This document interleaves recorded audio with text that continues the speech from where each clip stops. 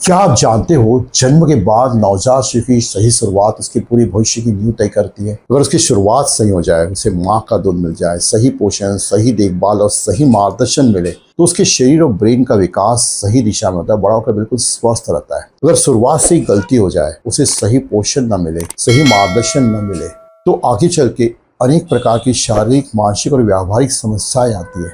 जैसे उसका वजन और हाइट कम हो जाना, ठीक से बात नहीं कर पाना, एकाग्रता की समस्या, बहुत ही ज़्यादा हाइपर एक्टिव होना, ऑटिज्म जैसी समस्या, ठीक से खाना नहीं खा पाना, और यह सब समस्याएं इलाज कराने के बाद भी ठीक नहीं हो पाती है। नवजात शिशु को पहली बार घर लाना माता पिता परिवार के लिए सबसे खुशी का समय, लेकिन साथ ही एक जिम्मेदारी भरा अनुभव भी रहता है कि बच्चे को हमें कैसे फीडिंग कराना है, उसको कब नहलाना है, उसकी कैसे मालिश करनी है, कार्ड की केयर कैसे करने की, कैसे सुलाना है, क्या करना है, क्या नहीं करना है। इन सब बातों को लेकर पेरेंट्स बहुत ही कंफ्यूज रहते हैं और उन्हें हमेशा ये डर रहता है कि शिशु की देखभाल में कहीं गलती न हो जाए और इससे उसके स्वास्थ्य को नुकसान न पहुंचे। मैं डॉक्टर प्रिंट खापेकर, नवजात शिशु एवं बाल रोग विशेषज्ञ।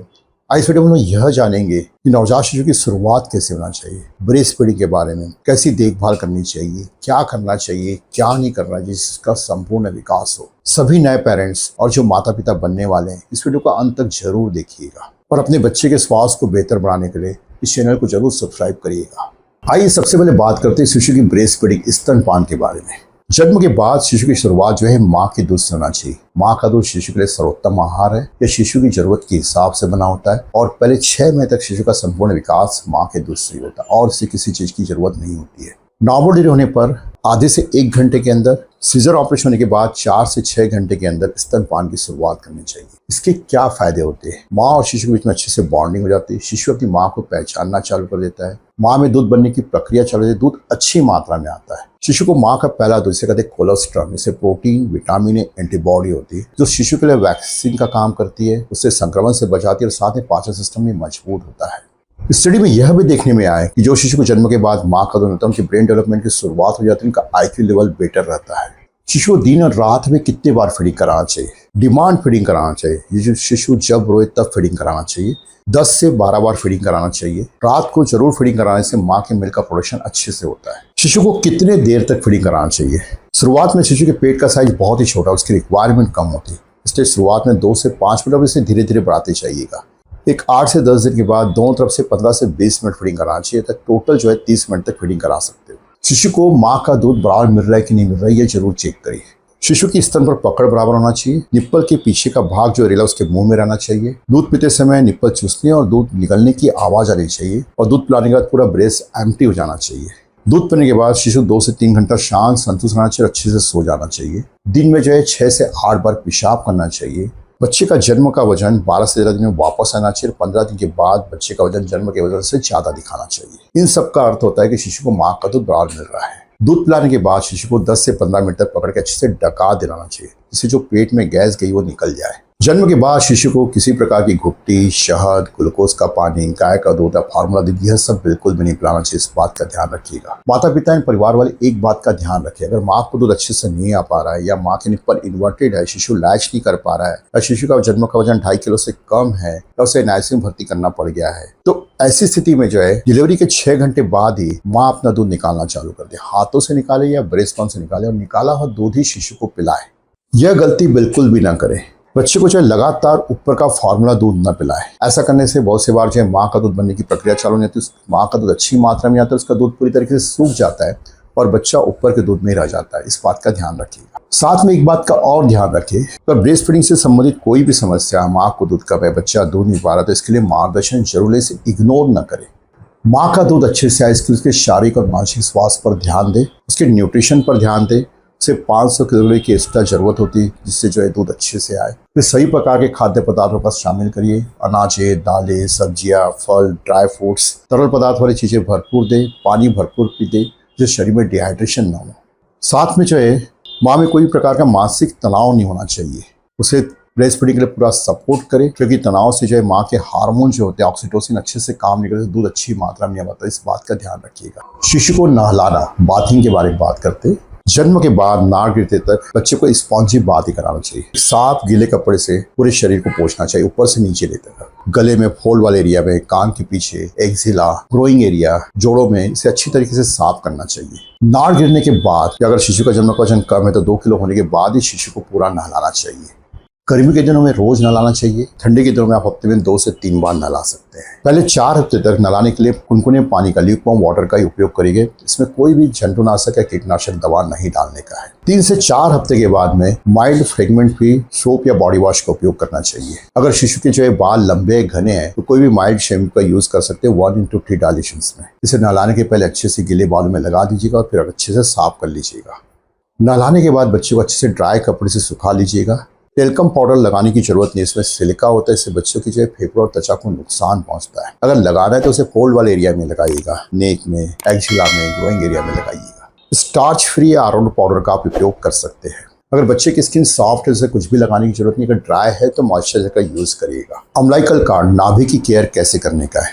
शुरुआत में गीले कपड़े से अच्छे से उसको नाभि के चारों एरिया को अच्छे से पोंछ लीजिएगा। उसे बिल्कुल ड्राई रखिएगा। इस पर कोई भी क्रीम, पाउडर, ऑयल या हल्दी लगाने की जरूरत नहीं। इस बात का ध्यान रखिएगा। अगर नाभि के चारों रेड दिखता है, उसमें कोई पस फॉर्मेशन दिखता है, बच्चे को बहुत ज्यादा दर्द हो रहा है टच करने से, तो ऐसी कंडीशन में डॉक्टर को जरूर दिखाइएगा। नवजात शिशु की मालिश, मालिश से माता पिता और बेबी के बीच में अच्छे से बॉन्डिंग होती है, नींद अच्छे से आती है, पाचन सिस्टम अच्छे से मजबूत होता है, फेफड़ों और मांसपेशियों में ब्लड का सर्कुलेशन अच्छे से होता है। मालिश की शुरुआत नाक गिरने की बात करें। अगर शिशु का जन्म का वजन 2 किलो से कम है तो 2 किलो के हो जाने की बात करें। मालिश के लिए नारियल तेल, जैतून तेल, तिल्ली का तेल या सरसों तेल का प्रयोग कर सकते हैं। मालिश ऊपर से नीचे करें और हल्के हाथों से मालिश करें। शुरुआत में 10 से 15 मिनट करें और इसे धीरे धीरे बढ़ाते जाइएगा। मालिश करते समय क्या न करें, भारी हाथों से मालिश न करें। इससे मांसपेशी में खिंचाव होता है, शिशु को दर्द होता है। गर्दन को पकड़ के शिशु को ऐसे हिलाइएगा ना, इससे स्पाइन में इंजुरी हो सकती है। अगर मालिश करते समय शिशु लगातार रो रहा है, बहुत ही डिस्कम्फर्ट फील हो रहा है, बॉडी को पूरा ऐसा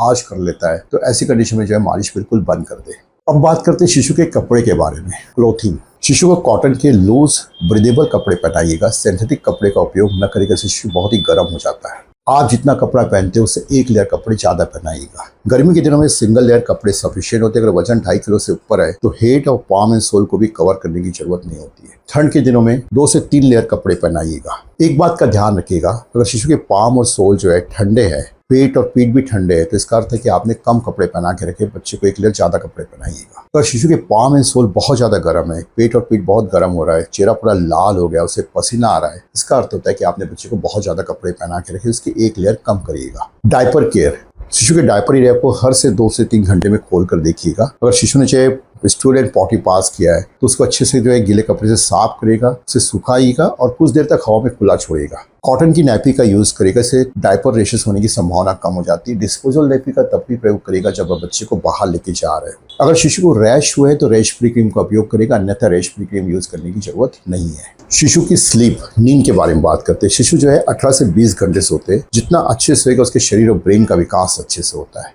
शिशु को माँ के साथ या फिर अलग से क्रैडल में भी आप सुला सकते हैं। ध्यान रखिए, माँ के साथ सुला दे तो शिशु बिल्कुल सेफ पोजीशन बनाना चाहिए, फंसना या दबना नहीं चाहिए। शिशु को हमेशा फॉर्म मैट्रेस पर पीठ के बल सुलाने का है। सुलाते समय पिलो या कोई भी खिलौने का प्रयोग न करिए। शिशु को भारी कंबल से ओढ़ के मत रखिए, इससे सांस में दिक्कत होती है, इस बात का ध्यान रखिएगा। शिशु की नींद के समय लाइट बिल्कुल डिम होना चाहिए। नवजात शिशु का रूम कैसे होना चाहिए? शिशु का रूम बिल्कुल वेल वेंटिलेट, हवादार होना चाहिए। तापमान 24 से 27 डिग्री के बीच में होना चाहिए। गर्मी के दिनों में आप पंखा, एसी का यूज कर सकते हैं। शिशु को डायरेक्ट हवा में नहीं रखना चाहिए। अगर ठंडी है तो आप हीटर का भी यूज कर सकते हो। अगर रूम में बहुत ही ड्राई एयर है तो आप ह्यूमिडिफायर का भी यूज कर सकते हैं, इस बात का ध्यान रखिएगा। हैंड हाइजीन, शिशु की स्वच्छता की तरफ ध्यान रखना जिससे संक्रमण न हो। जब भी आप शिशु को छूते हो या दूध पिलाने के पहले या कोई भी बाहर का व्यक्ति बच्चे को छू रहा है तो उसे हाथ धोने के लिए बताइएगा। शिशु को बीमार व्यक्ति के संपर्क में बिल्कुल भी न रखिएगा। शिशु को बार बार किस न करेगा, इससे संक्रमण होने की संभावना ज्यादा रहती है। शिशु को भीड़ भाड़ इलाके में या कोई फंक्शन में लेके न जाइएगा, यहाँ पर भी संक्रमण होने का खतरा रहता है। शिशु की देखभाल में क्या गलती न करें? शिशु की आंखों में काजल न लगाए। काजल में लेड होता है जो उसके शरीर, ब्रेन और आंखों को नुकसान पहुंचाता है। काजल के कंस से आंख और नाक को जोड़ने जलियां बन जाती है। काफी बार इससे बहुत ज्यादा पानी आता है, संक्रमण भी हो जाता है। शिशु के आंख में माँ का दूध निचोड़ कर न डालेगा। नाक, कान और तालू में तेल न डालेगा। तालू को तेल से न थपथपाएगा, इससे तालू जल्दी बंद नहीं होता। नाक में तेल डालने से यह तेल सीधे फेफड़ों चले जाते, इससे निमोनिया होता है। कान में तेल डालने से कान में संक्रमण हो जाता है। शिशु की मुंह और जीभ जनरली जो है सफेद दिखती है दूध की वजह से। इसे जो है उंगली से रगड़कर साफ न करिएगा, इससे संक्रमण और इंजुरी हो सकती है। शिशु को जो है धुआं न दिखाए, अंगीठी न जलाए, घर में कोई भी स्मोकिंग न करे, इससे बच्चे को सर्दी, खांसी, सांस की तकलीफ, एलर्जी हो सकती है।